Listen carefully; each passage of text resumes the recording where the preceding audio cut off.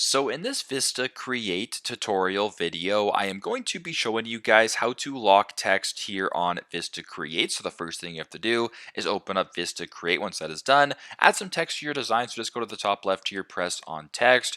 I will change the word to lock because we want to lock the text here into place.